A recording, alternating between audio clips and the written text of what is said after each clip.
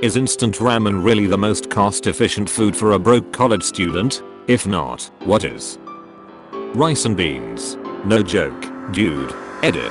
Carbs and protein. Hella cheap. Can season it so many ways.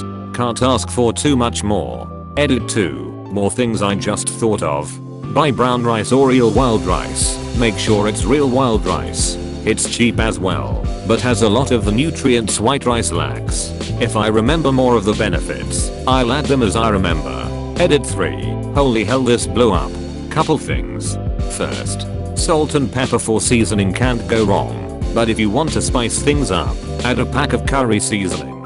Also, wild rice is more expensive, but it was just an option to add a bit more nutrition. Couple people are saying chicken. They're right. If you can find a really good deal on a bag of boneless skinless chicken breasts, they'll last you a good long while for the $20 investment.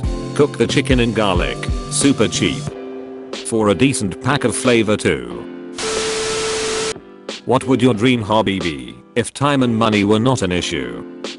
An ever-expanding animal sanctuary. I would pay to visit an ever-expanding animal sanctuary. As 2019 comes to a close, what is one part of the past decade that everyone just kinda forgot about? Parody music. I guess when music labels found out they could spam false copyright claims, all of those channels died. This is something I genuinely didn't realize died until you mentioned it.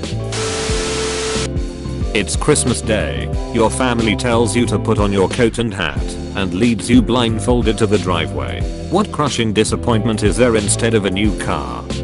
They slam the door behind me and lock me outside and turn the sprinklers on. So, you've met my family.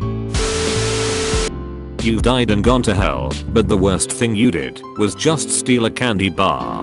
What's the weakest punishment hell has to offer? You have to drive to heaven, but you are gonna hit every red light on the way there. Even worse, you get to live in heaven, but you gotta work in hell until you pay off that candy bar, roughly 1 millennia, and the commute is absolutely horrible. Luckily, you do get 2 weeks paid vacation on top of holidays off. This includes Arbor Day, because that's actually a big deal in hell. Weekends are also off, and you can opt to work 4 10-hour days a week and take Fridays off. People who became deaf later in life, what was the last thing you clearly heard? Bang. What are some long distance flight hacks that more people should know? Check if your airline offers free hotel room for layovers greater than 8.5 hours. Was nice just to get a good kip and a shower without being stuck on airport floor. Also, if you can make room in your carry-on, a set of fresh underwear and maybe another tea can really help if you have an unexpected long layover due to delays. What is a non-sexual thing you do only when you are home alone? Sing to my music playlist. I'm a terrible singer. Nobody should be a witness. Serious, overnight hikers, hunters and outdoors people of Reddit, what creepy things have you experienced in the forest? A number of years ago I was up in the northern end of BC in the islands out by Port Hardy. I set up camp right by the beach close to shore, did the normal catch a fish, cook it for dinner on the campfire thing.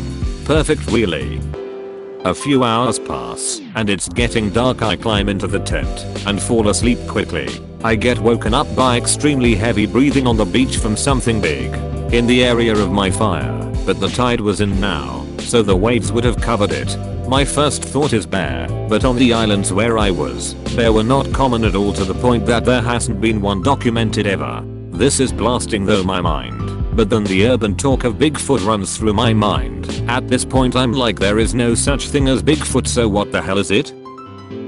I gain my courage and open my tent. I shine my flashlight around, but I don't see anything, so I get out of my tent. I'm shining my light around when I hear it again. This huge breath, but followed by a small splash. I focus my light on the beach when I see a massive orca rolling around on the kelp right about where my fire was.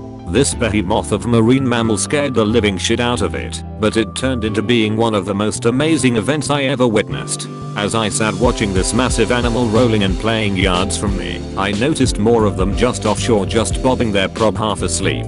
Needless to say, I did not sleep after that until they left. You are given a baby on your 21st birthday. The child turns out to be you as a baby. Raising him won't change your life, only his. How would you raise this child to give it a better life than the one you have? Give it to my parents. I was ready to give a pessimistic reply to this, but now I wonder if my parents would be able to raise a better version of me, knowing how I turned out due to their parenting. Honestly, my parents would probably fuck me up even worse the second time around. There is a well-known saying that goes, always give the hardest job to the laziest person, because they will find the easiest way to do it. What is the best real-life example to this you have seen?